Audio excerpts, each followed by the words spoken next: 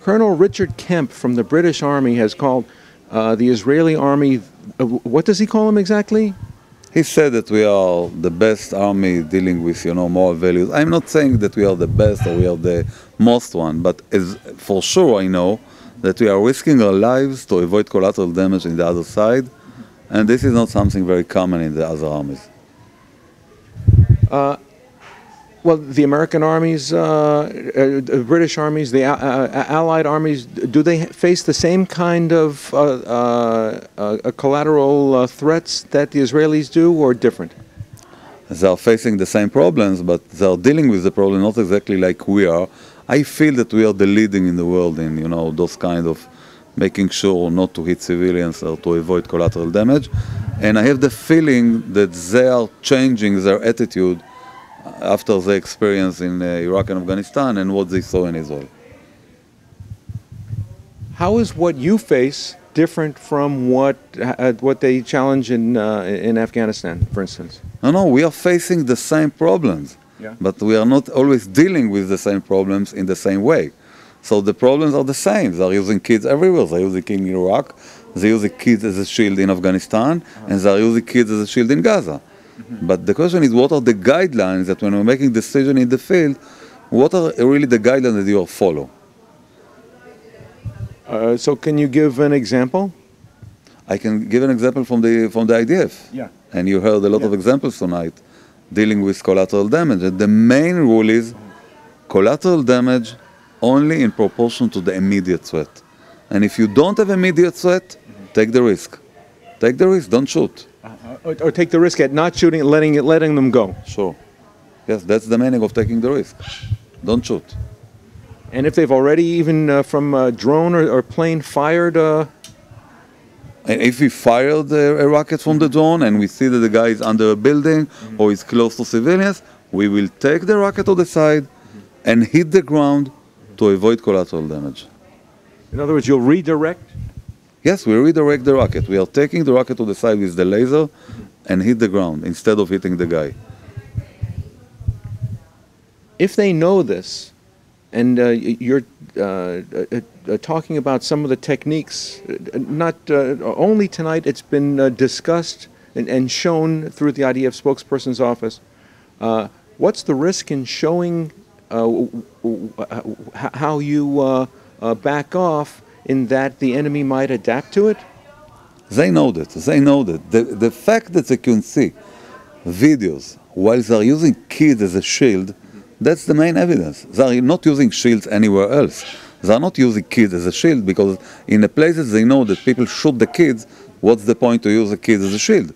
When they are using kids as a shield when they fight against the Israelis, the meaning is that they know that for us collateral damage is a big issue.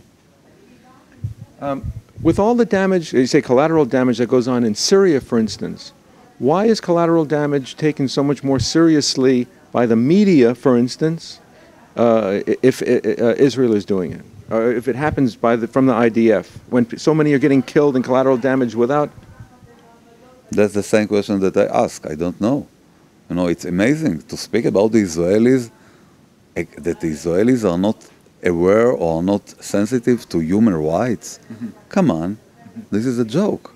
This is a joke. See what happened, around Syria, Libya, in Cairo, in the demonstrations.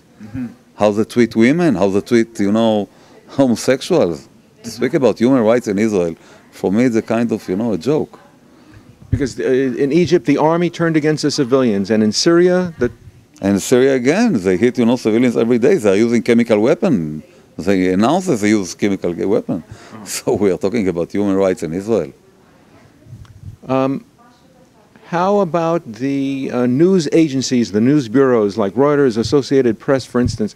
Have you offered to show this to them? They have the material, but I never seen a video using kids as a shield in the CNN. Why?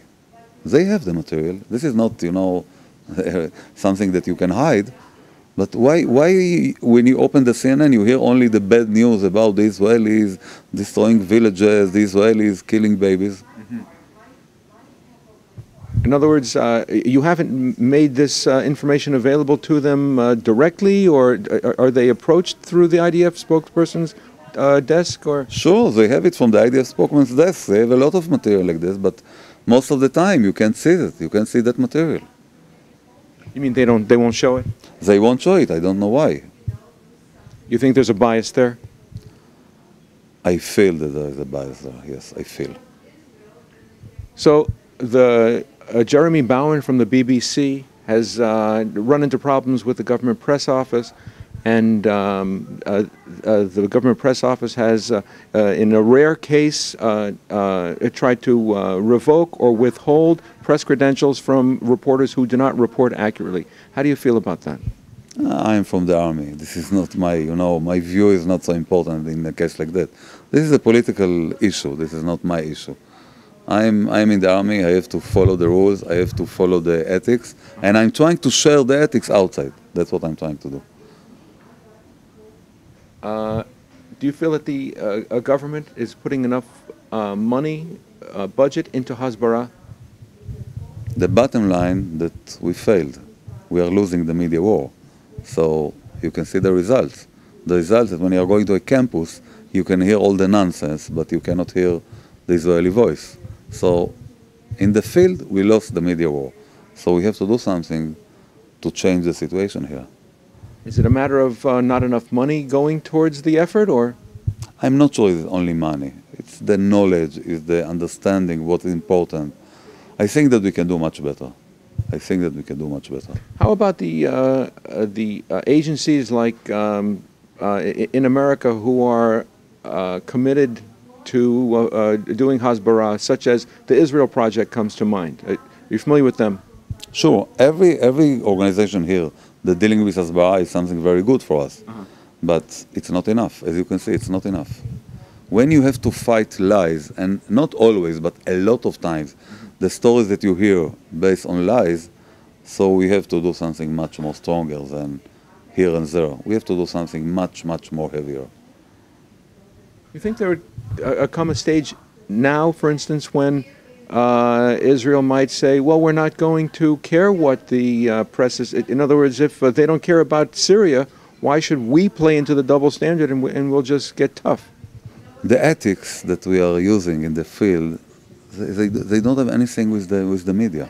We are doing it for the Palestinians, for the enemy, and for us, for ourselves. I want to be in a position after the war to stand in front of the mirror and say, Benzi, you're still a human being. So this is not for the media. Let's say that we will be on the moon, I will behave the same. This is not for the media. So when the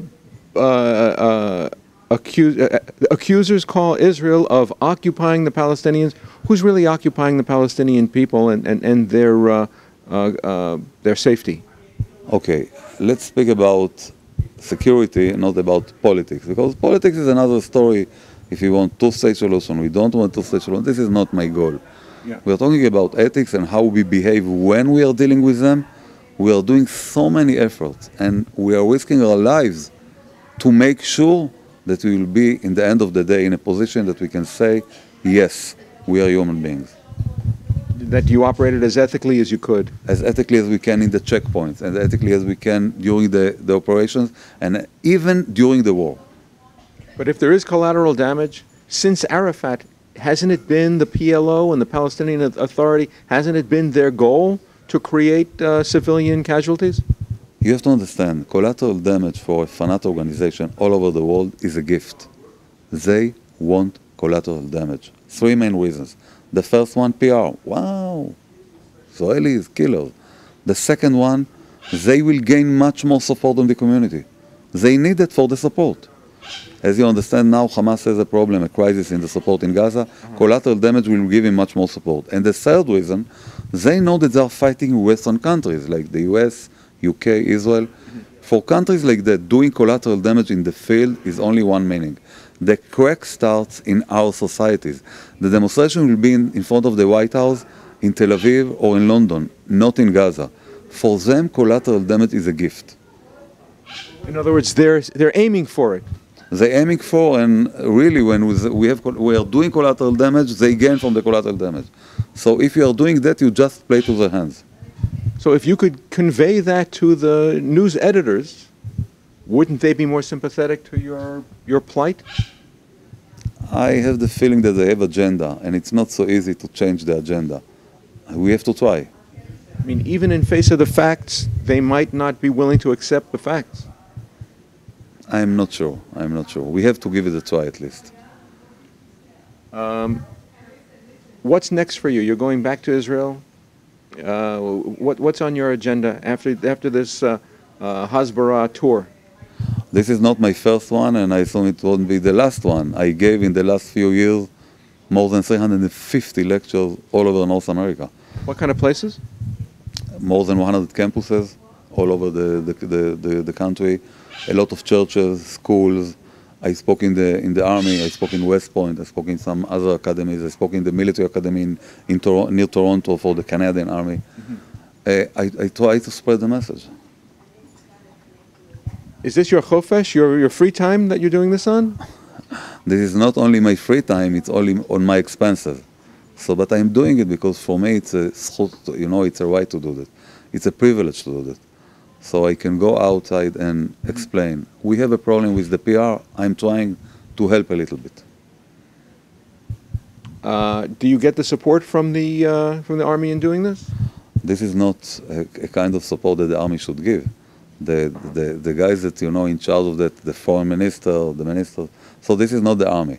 The army help me as I can with with videos, with stuff like that. They help me, not with the tools. This is not something that the army should do, to go outside and spread the message.